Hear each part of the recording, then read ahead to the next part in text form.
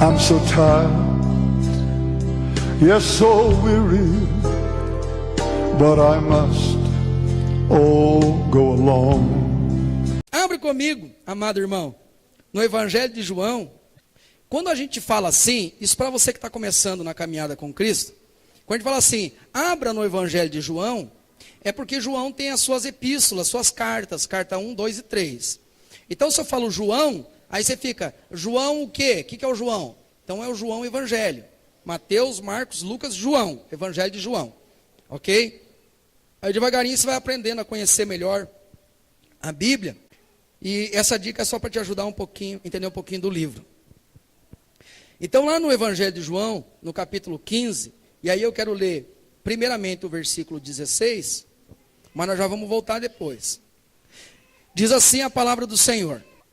Lá no Evangelho de João, capítulo 15, no versículo 16, diz assim: Não foste vós que me escolhestes, mas fui eu que vos escolhi, e vos designei para que vades e deis fruto, e o vosso fruto permaneça, a fim de que tudo o que em meu nome pedirdes ao Pai, Ele vos conceda. Amados, esse texto da palavra de Deus, para mim, é um texto muito especial, porque eu me sinto muito amado nesse texto quando eu leio, quando eu paro para pensar que Deus me escolheu. Você já foi rejeitado por alguém? Quem já foi rejeitado? Terminaram o namoro por carta, terminaram por telefone, né? Um torpedinho acabou entre nós. Olha que terrível, né? Isso não é um torpedo, é uma bomba, né? Todos nós em algum momento, ou a maioria de nós em algum momento, já experimentamos a rejeição. Ou através do cônjuge, da esposa, do marido, ou através dos nossos pais. Quantas crianças crescem ouvindo isso? Você é uma praga, eu nem queria você. Nós agora, esses dias no hospital ali com a Tati, dando aquela atenção para ela. Amados, você não faz ideia de como é maravilhoso ter a vida transformada por Jesus. Às vezes nós esquecemos disso. Nós no hospital ali, são 4 parturientes. 4 parturientes. E cada família que chega, você vê uma maneira diferente de lidar com a criança. E do quarto ao lado, outras 4. Aí a enfermeira trouxe uma informação. A mãe está aí, quer ir embora porque ela quer abandonar a criança, que ela não quer a criança. Uma mãe de 14 ou 15 anos. Então todos nós, ou a maioria de nós, já experimentamos de alguma maneira a rejeição. Às vezes na entrevista de um emprego, né? Tinha lá 3, 4, 5 candidatos e você foi o rejeitado. Aquele que eles disseram assim, nós vamos ligar, e eles não ligaram. E a rejeição machuca o nosso coração, não é verdade? Machuca, né? Alguns reagem de uma maneira, outros de outra, mas a rejeição sempre fere nosso coração. Agora pensa nesse mundo de rejeições que nós podemos passar ao longo da vida, e você se depara com um livro sagrado, o livro de Deus, e você se depara com uma carta chamada o Evangelho de João, e você se depara com uma narração de um homem chamado Jesus, que é o Filho de Deus, e essa narrativa diz assim, eu te escolhi. Uau! Os outros te desprezaram, os outros te rejeitaram, mas eu, o Filho de Deus, o Senhor sobre todas as coisas, eu olhei para você e eu te escolhi, você é meu. Aí eu até lembro daquela música, né? Ah, eu sou de Deus, eu sou de Deus, eu sou de Deus. Tem um forró que é assim, né? Eu sou de Deus. Mas aí o texto continua, e ele fala que não é uma escolha sem propósito. Ele fala que tem um propósito, ele diz, eu vos escolhi para que vocês deem fruto. Eu escolhi para que vocês sejam abundantes. Eu escolhi para que vocês realizem os sonhos de vocês. Eu escolhi vocês para que vocês consigam caminhar dentro do propósito que eu coloquei dentro do coração de vocês. Alguns professores, outros escultores, outros médicos, outros, enfim, tantas áreas que Deus plantou no seu coração. E Ele diz, olha, eu te escolhi, eu te separei para mim, para que você dê fruto nessa sua vida. E aí cada um coloca dentro da sua área que se sente chamado, que se sente vocacionado. Mas um pouquinho antes, e aí eu quero dar um título a essa mensagem. Você que gosta de anotar, que tem um caderninho, líder de grupo familiar, líder de núcleo de evangelização, olha só que texto bacana, que título bacaninha para você trabalhar com o seu grupo lá na sua casa. Videiras, figueiras e discípulos. Eu acho que eles estão colocando aqui, né?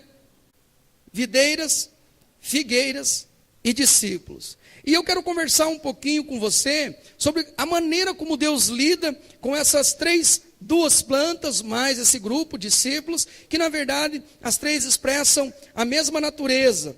Algo que foi criado por Deus para um propósito. Algo que foi criado por Deus para alcançar um objetivo. E quando nós pensamos na videira, não é difícil pensar, né, no objetivo da videira. Quando pensamos na figueira, não é difícil pensar. Mas às vezes quando pensamos no discípulo, tá, mas e daí? E às vezes por não entendermos o propósito de Deus para nós, é que a gente fica às vezes um pouquinho sem fruto.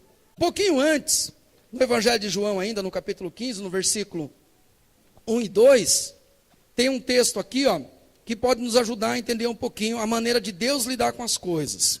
Evangelho de João, capítulo 15, no versículo 1, diz assim: Eu sou a videira verdadeira, e o meu pai é o agricultor. Todo ramo em mim que não dá fruto, ele o corta. E todo ramo que produz fruto, ele o poda para que produza mais frutos ainda.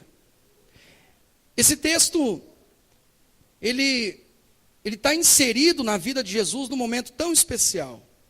Ele está dando aqui as últimas instruções aos discípulos. É o conjunto de ensinamentos de Jesus dos últimos dias em que ele estava com os seus discípulos. E ele vai chamando a turma para cá, ele ora pelos discípulos, ele ora por ele mesmo, e ele começa a dar alguns conselhos, e daí ele dá esse conselho aqui, que é um ensinamento que traz para mim e para você um entendimento de como Deus faz as coisas.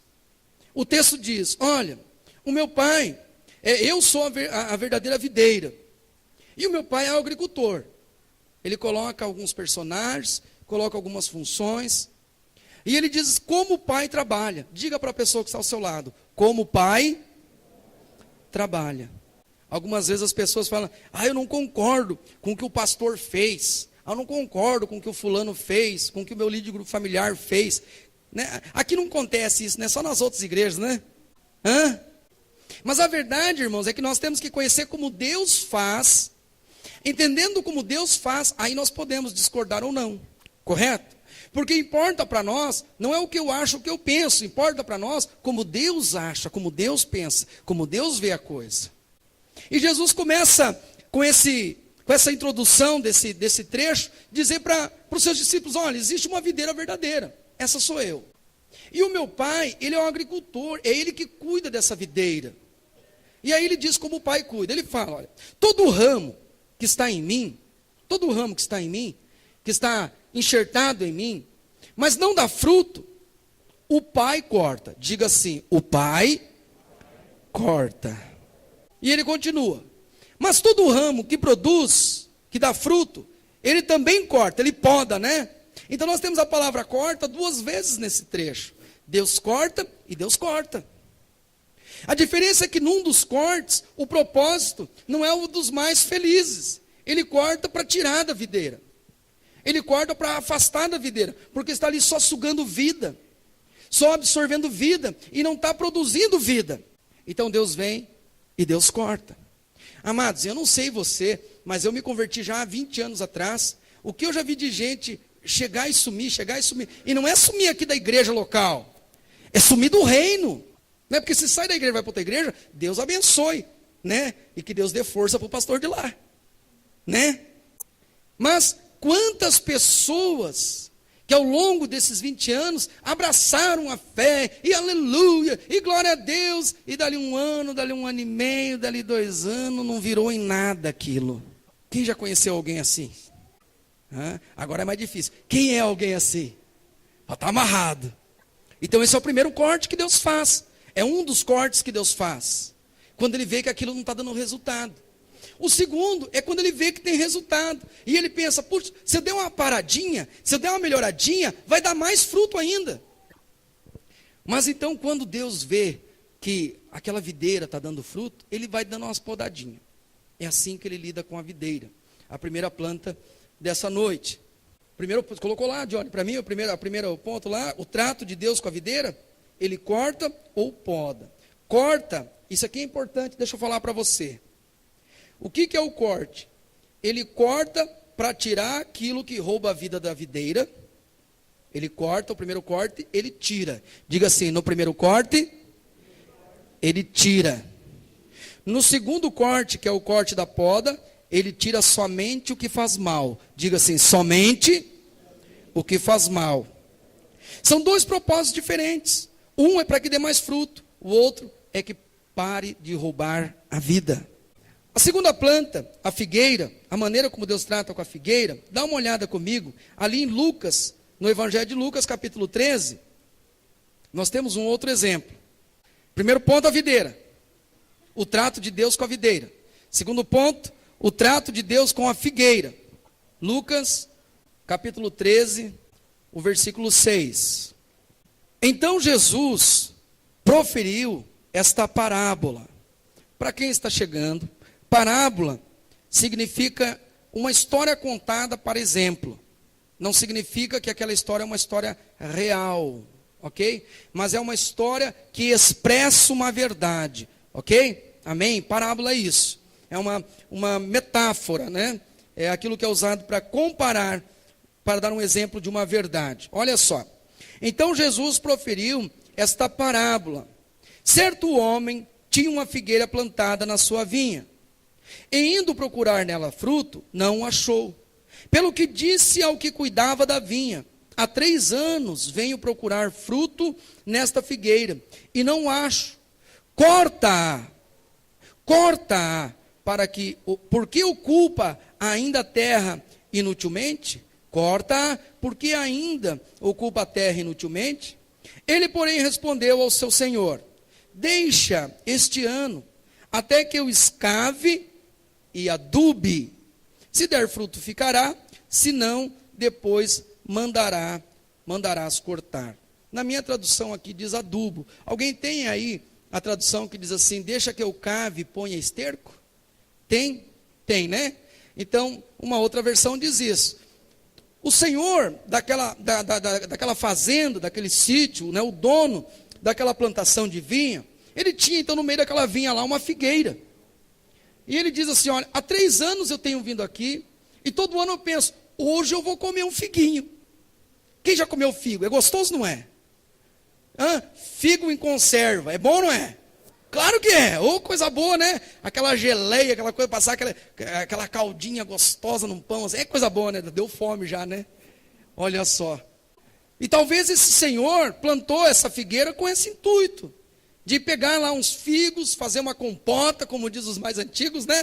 Fazer uma compota, fazer uma conserva. E ele veio ano após ano. Hoje vai ter, hoje vai ter, hoje vai ter. E não tem. Agora você imagina, todo ano, esse agricultor vem lá e não tem fruto. Aí ele dá uma ordem para o administrador, para aquele que cuida daquela fazenda, para aquele que cuida daquelas plantas, daquela vinha, daquela figueira. E ele diz assim, ó: por que está ocupando a terra inutilmente? E ele usa a mesma palavra, Jesus usa a mesma palavra que ele usou lá em João, para dizer, ó, meu pai trabalha assim. Meu pai trabalha assim. Ele está contando uma parábola e está dizendo, escuta, o meu pai é o dono da videira, é o dono da fazenda, é o dono de todas as coisas. E o meu pai trabalha assim. Há 3 anos o meu pai tem vindo aqui e não tem achado resultado. E ele fala para o administrador, olha, corta, porque está ocupando inutilmente a terra ainda. Tira esse espaço e põe uma planta que dá fruto. Aí o administrador, acredito que da maneira mais certa que alguém podia ter agido, ele disse, Senhor, eu sei que o Senhor tem vindo e não tem achado, mas posso fazer uma coisa? Deixa esse ano mais, eu vou cavar aqui, ó, eu vou cavar em volta, e eu vou fortalecer essa planta, eu vou colocar um esterco, eu vou colocar um adubo, né? Porque adubo naquela época não tinha, né, esse negócio de adubo que a gente tem hoje, né? Fertilizante, era outro momento, fertilizante era o da vaca, né? Acho que era do camelo ali no caso, né? Era natural. Então Deus tem um trato com a videira e Deus tem um trato com a figueira. Com a figueira ele trata da mesma maneira que ele trata com a videira. For dar fruto, Dá. Não dá? Corta. Dá fruto? Não, não dá. Aí, às vezes o pastor, né, falou, Senhor, mas, puxa vida, eu trabalhei tanto por esse membro, né? Deixa eu chamar mais uma vez, conversar mais uma vez, né? Deixa eu fazer mais uma reunião, né, Carlos? O líder do grupo familiar, né? Vamos tentar mais um pouco, quase. Vamos mexer. Todos nós temos essa compaixão do administrador. Por isso Deus nos escolheu para ser o administrador. Por causa dessa compaixão. Só que daí o administrador fala exatamente o que tem que ser feito pela figueira. Diga para a pessoa que está ao seu lado. Se você não der fruto, nós vamos ter que colocar em você adubo, mais conhecido como esterco. E aí tem aqueles que não gostam de levar esterco, né? Não tem aqueles que... Eu não gosto de engolir sapo. Eu não gosto de... Não, onde se viu desaforo? Irmãos, pensa numa planta. Você já pensou em ser uma planta? Pensa numa planta, ela é bonita. A planta é bonita, não é? Aqueles tons de verde, aqueles tons de marrom, aqueles tons de ocre na planta. A planta é uma verdadeira obra de arte, não é? Imagina, né? A planta é bonita, é ou não é? E aí, o administrador está do lado da planta dizendo assim, ó, Senhor, deixa eu colocar um pouquinho de estrume nela. O estrume é bonito? Se alguém achar o estrume bonito, tem alguma coisa errada, né? Nossa, que cocô de vaca mais bonito. Ainda está quentinho. Algumas vezes, para eu e você podermos dar o fruto, nós temos que ser afrontados na nossa vaidade. Na nossa maneira de ver as coisas, na nossa maneira de ver a vida, de praticar a vida. Amados, algumas vezes nós temos que ser rebaixados da nossa posição de orgulho. Sabe, precisamos reconhecer que precisamos de ajuda. Sabe, daquele líder de grupo familiar que às vezes parece mais simples do que você, mais incapaz do que você. Às vezes o esterco que Deus está usando é teu líder. Às vezes o esterco que Deus quer usar é o teu líder de núcleo. Às vezes o esterco que Deus quer usar é um pastor que fala a Bíblia. Para Deus não tem esse negócio. Deus só tem o interesse, ver você frutificando. E se for preciso colocar à volta da sua vida esterco, Ele colocará. Diga assim, é melhor estar envolto em esterco do que ser cortado e lançado fora. Algumas pessoas não aceitam o tratamento. Algumas pessoas não aceitam uma correção. Elas não aceitam. Elas não querem ser figueiras frutíferas. Agora dá uma olhada comigo. E cadê aqui? 28, Mateus 28. Diga assim, o trato de Deus com os seus discípulos. Diga assim, os discípulos, ou Deus corta, ou Deus corta. Quando eu falo em cortar aqui, irmãos, deixa eu salvaguardar o seu coração de pensar, nossa, mas então quer dizer que se eu não der fruto eu vou para o inferno, né? Não, não é isso. Não é isso. Quando Deus fala de cortar, Ele está falando de desligar você da autoridade do reino. A Bíblia diz que Jesus andou com uma multidão de discípulos, correto? Mas Ele tinha os 12, correto? Ele partilhava muitas coisas com a multidão, mas com os 12 Ele partilhava outras coisas, mais pessoais, mais íntimas, outros ensinamentos. Lembra que Jesus falou, olha, eu contei tudo isso em parábola para que eles não entendam.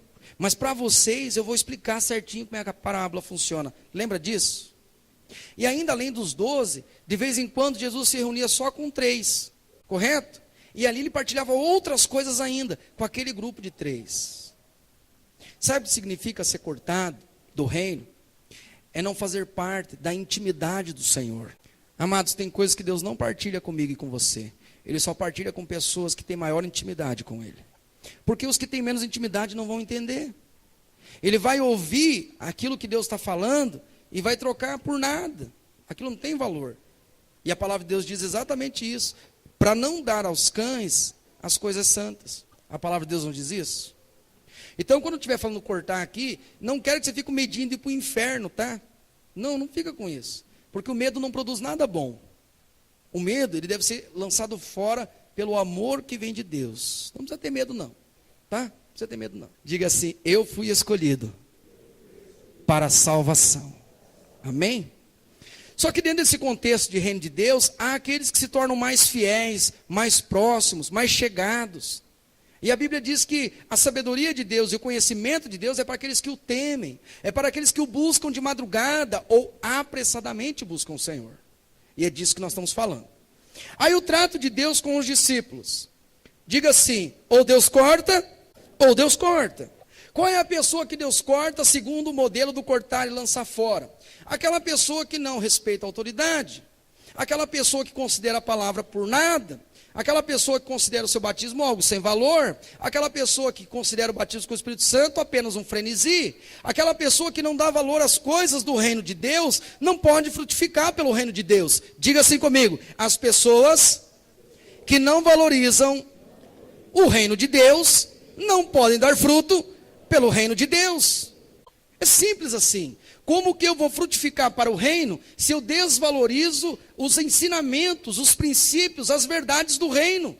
É aquele crente que não lê a Bíblia, é aquele crente que não jejua, é aquele crente que não ora pelo seu irmão, é aquele crente que não se arrepende, ele é crente, talvez até dá dízimo, talvez, mas ele não honra os princípios do reino de Deus. Ele está ali, como diz os católicos, né? Missa de corpo presente. É a mesma coisa, é culto evangélico de corpo presente. Ele está, mas não está. Ele está, mas não se envolve. Ele está, mas não se entrega. Ele ocupa inutilmente a terra. Aí quando surge uma oportunidade de servir, de ser bênção, Deus não o chama. Deus não o escolhe. Porque ele pisaria as coisas santas. Quem despreza os princípios do reino, pisa nas coisas santas. Sabe, é aquela pessoa que para ela congregar não é importante. Amados, eu sou pastor há 12 anos e crente há 20. Eu não me lembro de um dia nessa minha vida de eu ter faltado um culto de final de semana. Sabe por quê? Porque isso é santo, porque isso é precioso, porque isso é valoroso. Porque a palavra de Deus diz assim, não deixai de congregar, como no costume de alguns, e nesse costume muitos se perderam. Você consegue entender? Essa é a palavra de Deus.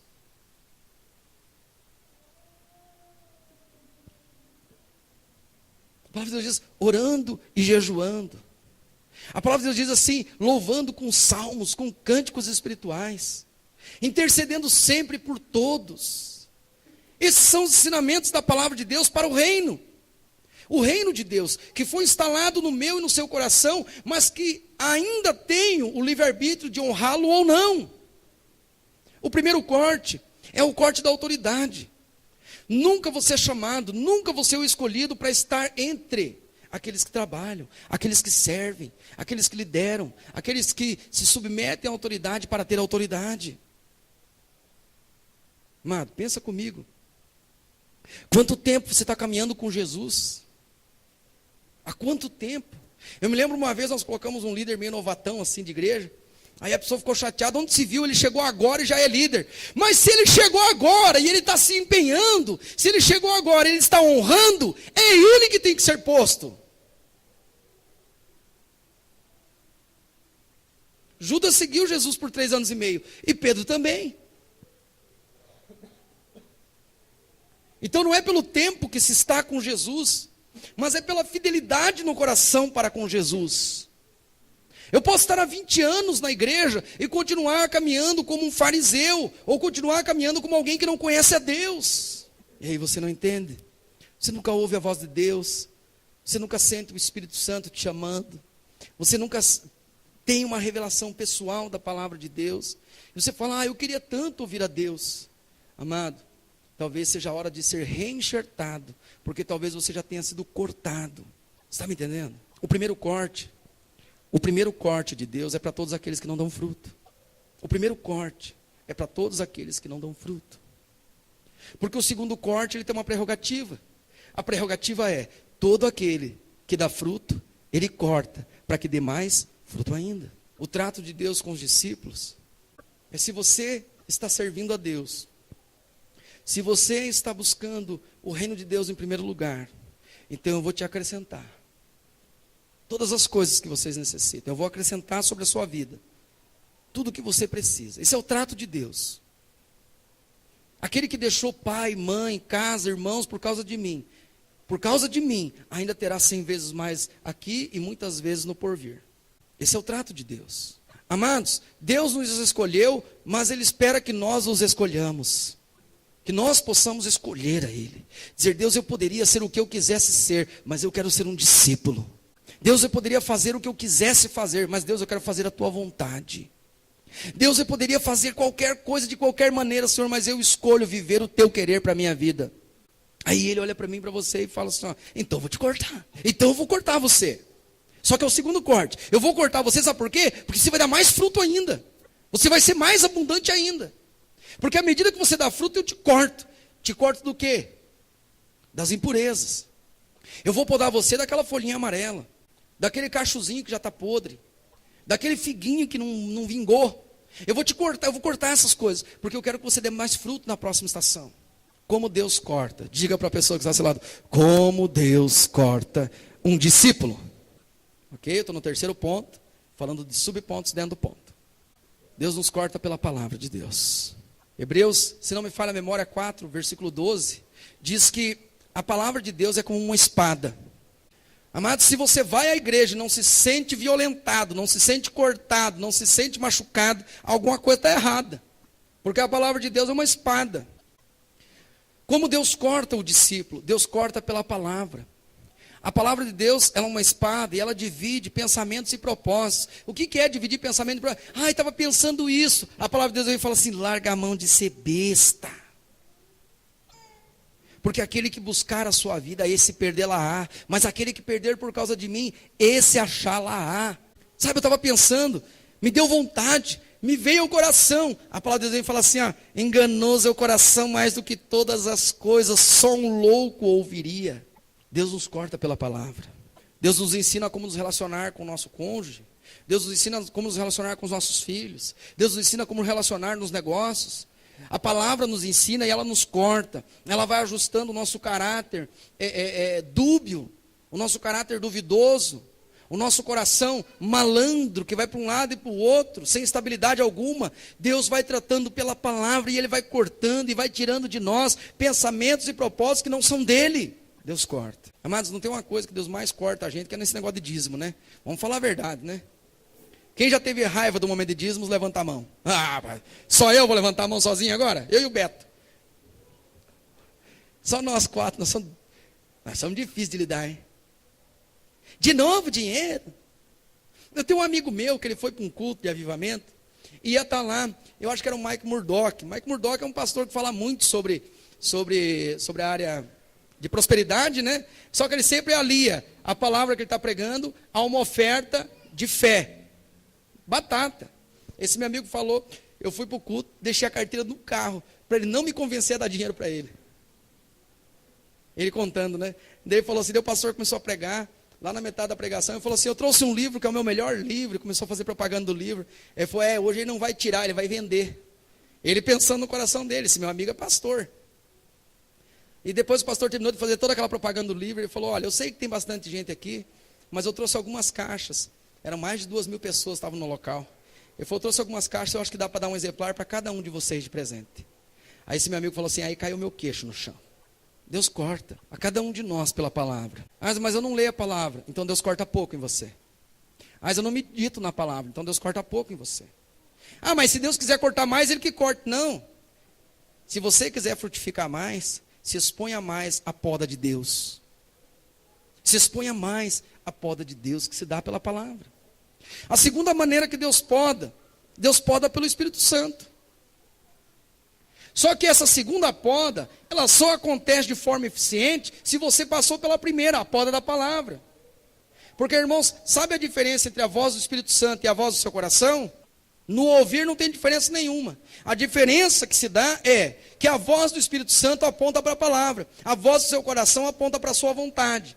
Adivinha, com vontade do que você quer fazer? A vontade da carne. Então, se eu não tenho a poda da palavra, vai ser difícil entender a poda do Espírito. O que eu estou dizendo para você? Todos nós temos vontades que partem contra o certo. Contra o ideal. Contra aquilo que dá resultado. Todos nós temos. Todos nós temos. Ô irmãos, é ruim, né? Você já percebeu que é ruim dar dízimo? Porque dava para ir num restaurante legal. Com a família inteira e sobrava dinheiro. Daí você vai escrever da dó e da dízimo. Quem tem dó da dízimo? Na carne, eu estou dizendo na carne. Essas coisas vão contra a nossa vontade, na carne. dar dízimo, ir para a igreja, ir para grupo familiar, ler a Bíblia, ouvir hino, ouvir mensagem. Na carne, isso tudo, a Bíblia diz que é uma luta, o espírito luta contra a carne luta contra o espírito, isso é assim com todo mundo. Se você passou pela poda da palavra, se você se esmerou na palavra, se você conhece a palavra, o Espírito Santo vai te ajudar a tomar a decisão segundo a vontade de Deus. Se você não conhecer a palavra, você vai ouvir a voz do Espírito e você vai ouvir a voz do teu coração. E batata, você fará o que o seu enganoso coração lhe diz para fazer. Você está me entendendo? A terceira poda, e aí eu estou encerrando. Aquela correção que vem dos irmãos mais velhos na fé. Aquela correção que vem daqueles que são mais experimentados na caminhada com Cristo. Jesus falou assim: Pedro, quando tu te converteres, fortalece teus irmãos. Pedro havia andado com Jesus por 3 anos e tanto. Mas ele ainda não havia se convertido da sua forma de pensar, da sua maneira de agir. Tanto é que ele tinha decepado a orelha do cara lá, minutos ou horas depois da conversa que ele teve com Jesus. Quando Jesus disse que ia morrer, Pedrão falou: não, o senhor não vai morrer. Indo contra o propósito de Deus, que era de Jesus dar a vida em favor de muitos. Então Pedro tinha suas dificuldades. E Jesus falou para ele assim: Pedro, é o seguinte, uma hora dessas tu vai se converter. Aí quando você se converter, fortalece teus irmãos. Aqui na nossa igreja, óbvio que tem aqueles que têm dificuldade de submeter a autoridade, sempre haverá, porque até no céu houve. Se aqui não tiver, não tem alguma coisa errada. No céu houve. A Bíblia diz que Lúcifer, ele olhou para Deus e falou: você é igual a Deus, eu vou ser como o Altíssimo. Quer dizer, como era o Altíssimo? O Altíssimo não se submetia à vontade de ninguém. Porque o Altíssimo é Deus, ele é soberano. O diabo falou: quer saber de uma coisa? Eu também quero estar na mesma posição dele. Eu não quero me submeter a ninguém, eu quero ser como o Altíssimo, eu quero mandar. Essa era a visão de Lúcifer acerca de Deus. Então, se lá no céu houve rebelião contra a autoridade de Deus, quem dirá na igreja, aqui na terra, né? Mas ainda alguns irmãos tentam, né? Não, vou conversar com o meu líder, vou conversar com o meu pastor, vou conversar com o meu líder de núcleo. Tentam. Mas hoje eu não estou falando sobre submissão à autoridade. Eu estou falando de humildade, de ouvir um irmão mais experimentado na fé.